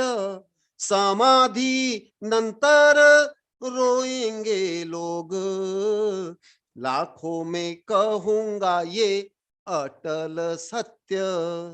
सारी वसुधा में गुरु अद्वितीय है, ज्ञानी विज्ञानियों का सबका कहना है। मनोहर सिंह जी भी उदयपुर में बोले थे। अभी मैं बहुत से रहस्य उद्घाटन नहीं करना चाहता, अभी लोगों में इतनी क्षमता नहीं है, समझ नहीं पाएंगे। लेकिन आचार्य भगवंत के अभाव होने पर सबको, जैसा अभी सब आप लोगों को मूल्यांकन हो रहा है, उन्होंने भी यही कहा था। गुरुदेव दीर्घायु हैं, तो भी गुरुदेव को जो समझ रहे हैं वो तो बड़भागी हैं, सौभाग्यशाली हैं, और उनके भाव विशुद्धि हो रही है, उनमें शांति, समता आदि श्रेष्ठ गुणों का भी प्रवेश हो रहा है। लेकिन आचार्य भगवंत को जो सरलता से उपलब्ध हैं, इसलिए जो मूल्यांकन नहीं कर पाते वो दुर्भाग्यशाली हैं। हमको ऐसे सरल सहज गुरु का मूल्यांकन भी करना चाहिए और उनके इस विराट व्यक्तित्व और कृतित्व से हमको प्रेरणा लेनी चाहिए, शिक्षा लेनी चाहिए, निरंतर अपने कर्मों की निर्जरा करके अपने भावों की विशुद्धि करना चाहिए। ये भी शिक्षा आज की इस कविता के माध्यम से हमको प्राप्त होती है। तो माता जी के भी इस कविता के लिए मैं उनको बहुत बहुत साधुवाद, आशीर्वाद, धन्यवाद देना चाहता हूं। और इसके पश्चात हमारे बीच में उपशांत सागर जी बोलेंगे और फिर समय रहने पर अभय कुमार भी अपनी कुछ प्रस्तुति करेंगे। श्यामलाल जी, गोदावत जी भी उपस्थित हैं, समय रहेगा तो उनके लिए भी हम अवसर देंगे। लेकिन पहले मुनि श्री उपशांत सागर जी यदि उपलब्ध हैं तो वो अपना जो भावाभिव्यक्ति करना चाहते हैं वो प्रस्तुत करें। मुनि श्री उपशांत सागर जी सागर जी के शिष्य हैं। मुनि श्री उपशांत सागर जी गुरुदेव, अगर हो तो वीडियो ऑन कीजिए या हैंड रेस कीजिए। अभी मुनि श्री नहीं है तो हमारे अभय कुमार अभी उपस्थित हैं। जो उपस्थित हैं वो अपनी भावाभिव्यक्ति संक्षेप में, हमारे अभय कुमार जैन, ये हमारे बहुत होनहार इंजीनियर हैं, वर्क फ्रॉम होम कर रहे हैं। गुरु इनके 3 पीढ़ी, इनके दादा दादी से लेकर के इनके पिताजी और ये भी, और इनका अभी भतीजा भी है, ऐसी 4 पीढ़ी प्राय आचार्य भगवंत की भक्त शिष्य है। इनका परिवार भी बहुत धार्मिक है और अभय कुमार की इतनी युवावस्था होते हुए भी बहुत गंभीर वृत्ति है, बहुत सहयोग भी कर रहे हैं गुरुदेव के ज्ञान विज्ञान के प्रसार में। ऐसे अभय कुमार को मैं यहाँ पर बुला रहा हूँ, वो आए और अपनी भावाभिव्यक्ति के करके और सबको लाभान्वित करें। जय बोलो वैज्ञानिक धर्माचार्य श्री कनक नंदी जी गुरुदेव की जय। जय बोलो मुनि संघ की जय। तो आज मैं गुरुदेव से जुड़े संस्मरण, क्योंकि समय वैसे बहुत कम है, तो मैं अपना संस्मरण सुनाऊं तो सबसे पहले ऐसे गुरुदेव का चातुर्मास 2007 में भी यहाँ पे हुआ था, लेकिन तब मेरी उम्र भी इतनी छोटी थी और तब मुझे इतना कुछ ज्ञान भी नहीं था। तो तब मैं बस ऐसे जो भी गुरुदेव आते सबके प्रति उनके दर्शन करना और ये भक्ति भाव मेरे में था, क्योंकि मेरे पापा हैं वो भी जुड़े हुए थे। लेकिन गुरुदेव को इतना मैं जान नहीं पाया था। लेकिन अभी जब से ये कोरोना काल में और गुरुदेव का भी टीना आंटी जी के वहाँ पे प्रवास रहा था 4 महीने का, तो तब मुझे याद आता है कि मैं गुरुदेव मुझे लिखने के लिए बोलते थे, तो मैं थ और ध ये सही से मैं लिख नहीं पाता था, तो मैं दोनों को सेम ही लिखता था। तो गुरुदेव मुझे उन्होंने कहा कि नहीं, आप ध लिख रहे हो उसमें भी थ के जैसा ही लिखते हो। तो गुरुदेव ने, जैसे हम एक फर्स्ट क्लास या फिर नर्सरी का जैसे बच्चा होता है तो उसको उस शब्द ऐसे लिख के दिए और उन्होंने कहा कि तुम्हें सेम वैसा सबके नीचे लिखना है। तो मैंने तब जाके दोनों अक्षरों को अच्छे से सीखा, तो मुझे इतना अच्छा लग रहा था कि इतने महान गुरु जिनके 300 से ज्यादा शिष्य हैं और इतने महावैज्ञानिक गुरु जब मुझ जैसे को इतना वो गुरुदेव मुझे ज्ञान देना चाहते हैं, तो वो कितने सरल होंगे। और गुरुदेव में कोई अहंकार कुछ भी नहीं है कि वो उन्होंने इतनी उनके पास में इतने वैज्ञानिक हैं, इतने उनके वैज्ञानिक शिष्य हैं, उसके बावजूद भी वो कोई मेरे जैसा कोई बालक है छोटा, उसको भी वो सिखाने का प्रयास करते हैं। तो मुझे ये सबसे पहले मेरे लिए जो परिवर्तन मेरे में आने का जो शुरुआत हुई वो तभी से हुई। तब से मैं गुरुदेव से जुड़ा कि मैं सौभाग्यशाली हूँ कि मुझे ऐसे गुरुदेव मिले हैं।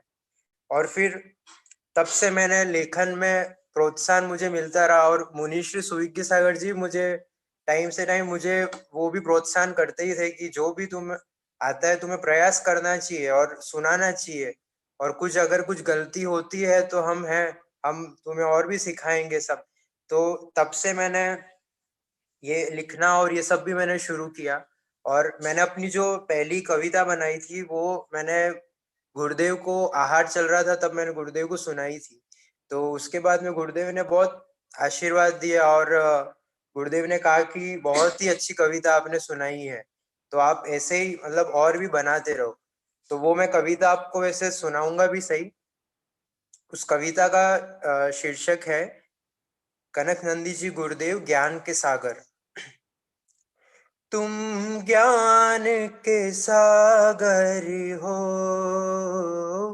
तुम ज्ञान के सागर हो, तेरे दर्शन के प्यासे हम, तेरे दर्शन के प्यासे हम, तुम ज्ञान के सागर हो। सरल स्वभावी समता भावी कनक गुरु को नमन, महागुरु को नमन। आध्यात्मिक भाव विशेष चर्या सहज सरल, उदार भाव महत सनम्र सत्यग्राही, सनम्र सत्यग्राही।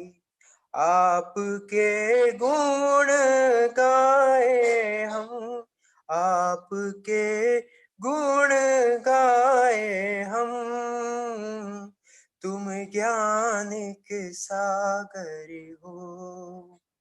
तो मैंने ये बहुत ही छोटी सी कविता है और तब मुझे इतना कुछ ज्ञान भी नहीं था कविता कैसे लिखते हैं, स्टैंजा क्या होता है, तो ये सारी बातें मैंने गुरुदेव से ही सीखी है। और अभी तक मैंने गुरुदेव के आशीर्वाद से ही 7 से 8 कविता है वो लिखी है। तो ये सब इसका पूरा श्रेय है और इसका पूरा आशीर्वाद गुरुदेव का ही जाता है, उन्होंने ही मुझे प्रोत्साहन दिया है। और गुरुदेव के माध्यम से मुझे और भी अनेक ऐसे वैज्ञानिकों से मुझे उनसे चर्चा करने का और उनसे कनेक्ट होने का भी मुझे लाभ मिला।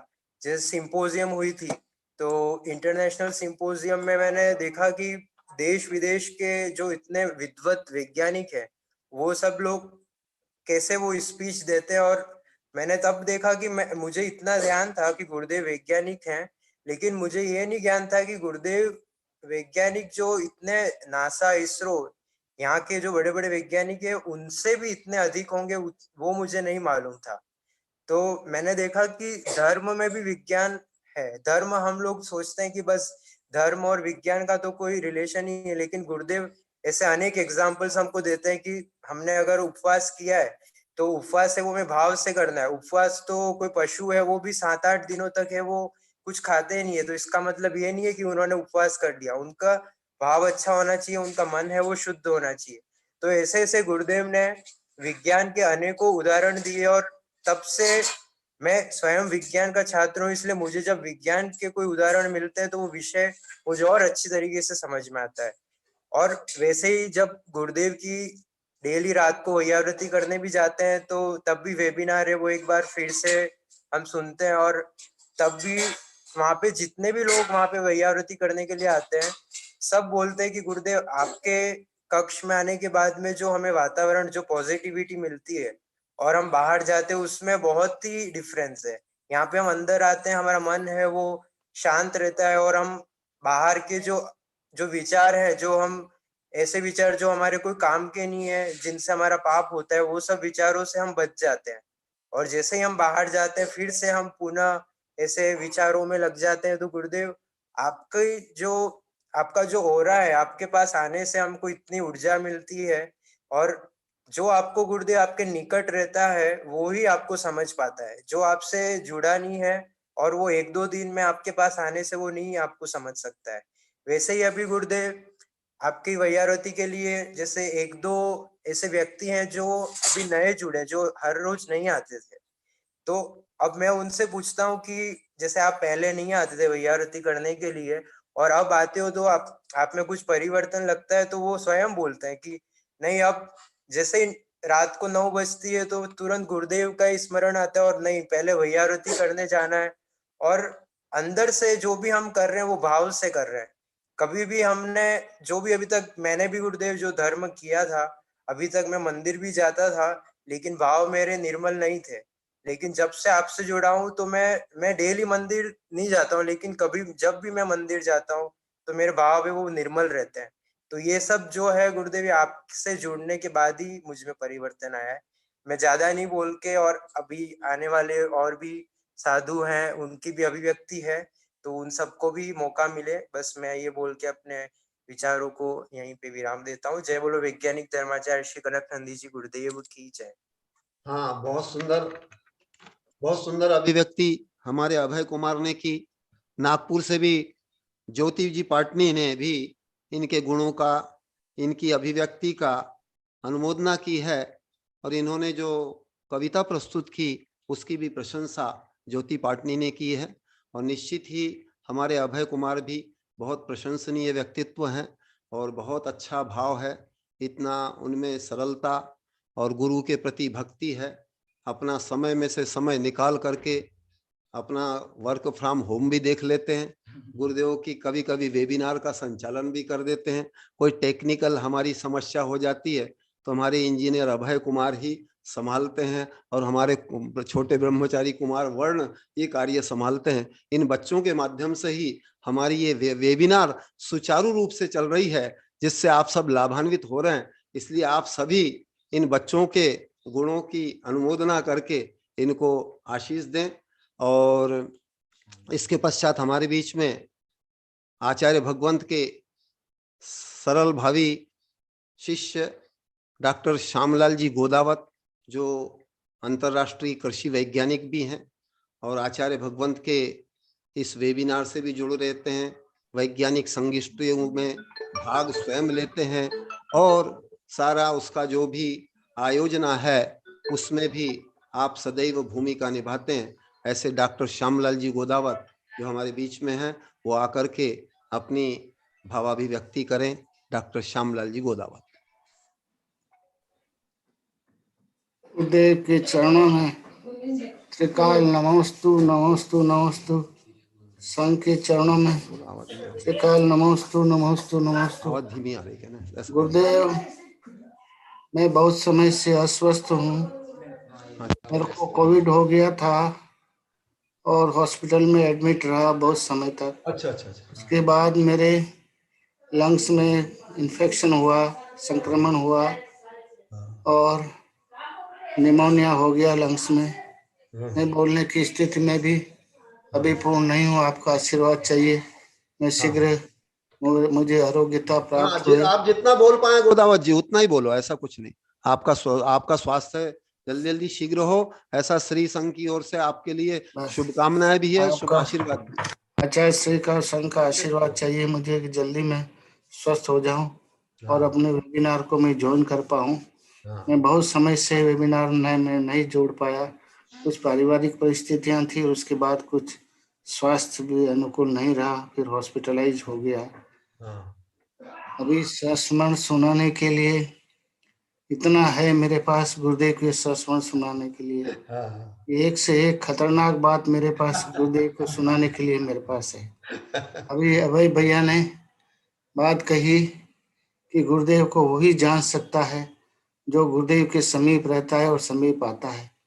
एक दो दिन आकर के और देख के चले जाने वाला व्यक्ति गुरुदेव को नहीं समझ सकता है।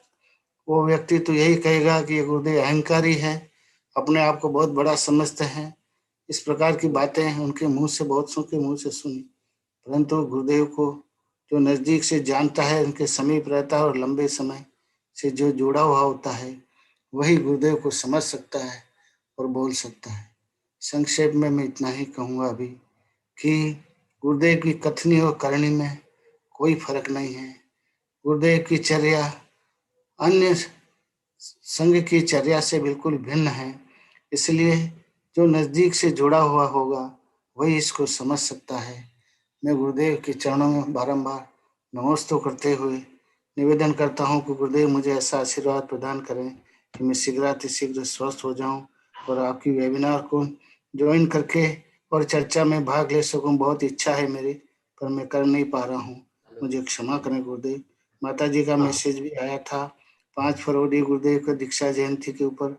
गुरुदेव के चरणों में बारंबार नमस्ते करता हूँ और गुरुदेव से विनती करता हूँ कि आपका वृद्ध हस्त हमारे ऊपर हमेशा बना रहे और हमारी अज्ञानता समाप्त होए और हम जो है मोक्ष मार्ग को प्रशस्त कर सकते हैं। नमोस्तु भगवान, नमोस्तु नमोस्तु नमोस्तु। हमारे डॉक्टर श्यामलाल जी गोदावत ने बहुत संक्षेप में अच्छी, और उनका जो स्वास्थ्य है बिगड़ा हुआ है, मुझे आज ही इतना ज्ञात हुआ, इसके पूर्व ज्ञात नहीं हुआ था।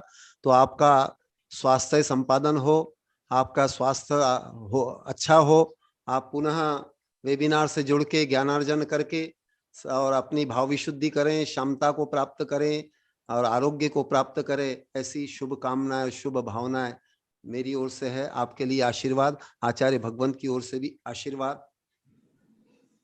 इसके पश्चात यदि निर्मला हैं, निर्मला खोड़निया, तो वो कर सकते हैं। 5 मिनट का समय है, सिर्फ 5 मिनट का हमारे पास समय है। आज हमारे बीच में जशवंत जी शाह भी दिख रहे हैं वापिस से, उनके लिए भी बहुत बहुत आशीर्वाद है, शुभकामनाएं हैं।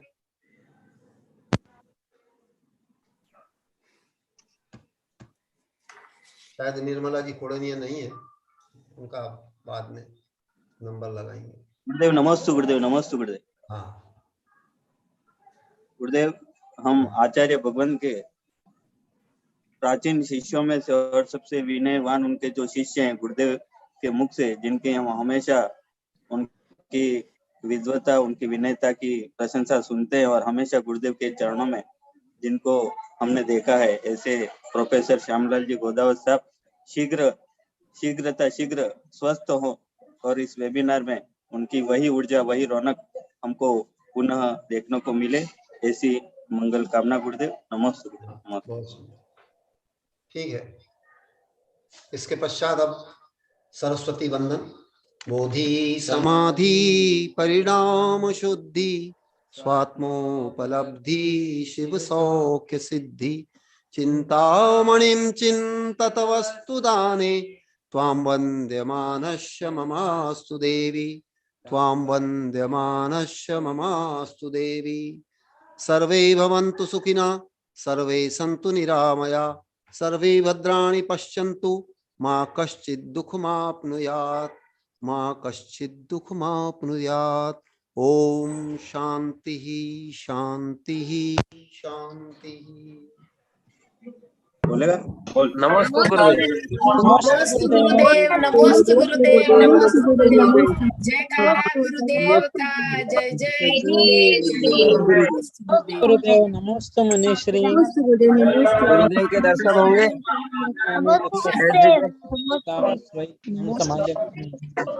नमस्ते बोल। नमोस्तु मुनिश्री।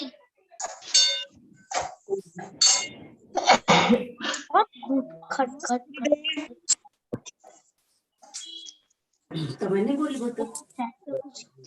भैया दिखा ये गुरुदेव। नमोस्तु गुरुदेव। नमस्ते गुरुदेव। जयकारा गुरुदेव का, जय जय गुरुदेव। नमस्ते गुरुदेव। से करुणा जी गुरुदेव की जय। श्यामलाल जी को गुरुदेव का आशीर्वाद दिला दो। नमोस्तु गुरुदेव।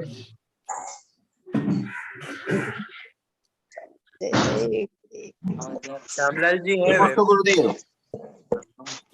नमोस्तु भगवान, नमोस्तु आचार्य श्री के चरणों में प्रणाम। नमोस्तु भगवान, नमोस्तु। कोरोना हो गया था। बस आगवाड़ा पदवास कॉलोनी। आचार्य श्री पूछ रहे हैं आपको क्या हुआ ऐसा, आचार्य श्री को बताइए। गुरुदेव मेरे को पहले कोरोना हुआ और मैं हॉस्पिटलाइज रहा आईसीयू यूनिट के अंदर, और उसके बाद मेरे लंग्स में इन्फेक्शन हो गया, निमोनिया हो गया। अभी सांस लेने में, बोलने में दिक्कत हो रही है, मेरे को कमजोरी बहुत हो गई है। हाँ, मैं मंत्र करता हूँ, हाथ जोड़ो। गुरुदेव को स्पॉटलाइट करो वर्ड। ओम अरण। हाँ बोलिए गुरुदेव। हाँ, सबको आशीर्वाद शुभकामनाएं। और मैं मंत्र करता हूँ। कमलवासिनी पापा तुम क्षम कर सुत ज्ञान ज्वाला सहस प्रज्वलित हाथ धो के साबुन से पहले जा धुल गए आवड़े फिर फ्लावर डाकी नहीं रखी आम छिम छिम छुम छुम छाह क्षीर वेधम अमृत बलि अमृत साव साव बम बम हुम फट स्वाहा। ओम आम सई पत्तानम, ओम नमो खेलो सई पत्तानम, ओम नमो जलो सई पत्तानम, ओम नमो सब्बो सई पत्तानम स्वाहा। ओम शांति शांति शांति। मेरा शुभकामनाएं, शुभाशीर्वाद, शुभ स्वस्थ की आराधना करके आत्मा से परमात्मा मन सबके लिए शुभाशीर्वाद। नमोस्तु भगवान, नमोस्तु, नमोस्तु गुरुदेव, नमोस्तु नमोस्तु गुरुदेव, नमोस्तु नमोस्तु। गुरुदेव बोलिए आप। हाँ, सबके लिए शुभाशीर्वाद, शुभकामनाएं। सब स्वस्थ तन से, मन से, आत्मा से स्वस्थ बना, आत्मा से परमात्मा बना। अभी कैसे गोदावरी साहब? मैं उनको अनम्यूट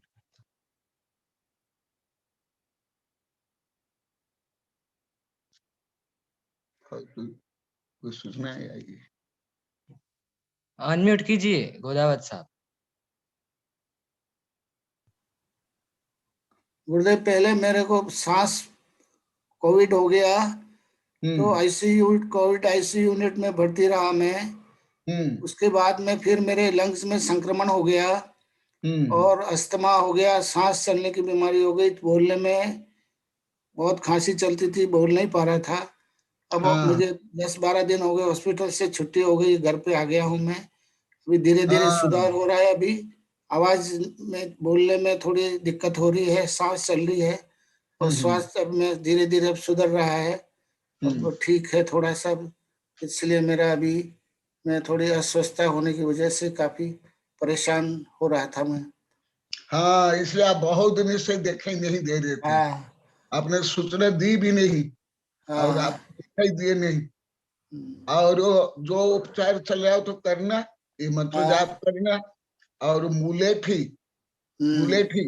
और जीरा का काढ़ा लेना, गरम गरम 2-3 बार हाँ पीना, वो सबके लिए अच्छा है। और जो पहले काढ़ा बताया वो भी लेना बिल्कुल। और वो वाला अभी जो जीरा और मुलेठी का काढ़ा, जब भी आप पानी पीते हो ना, वो गरम गरम पीना। ठीक है, इस सब समस्या के लिए ठीक है, बहुत। और ये मंत्री तो करके आशीर्वाद। नमस्ते बाबा, नमस्ते।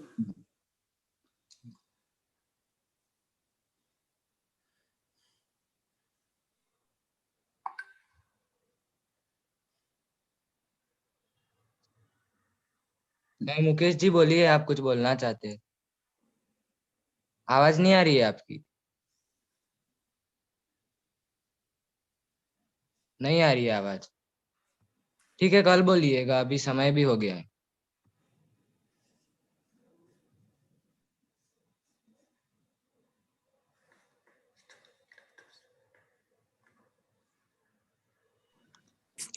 नमस्ते गुरुदेव, नमस्ते गुरुदेव।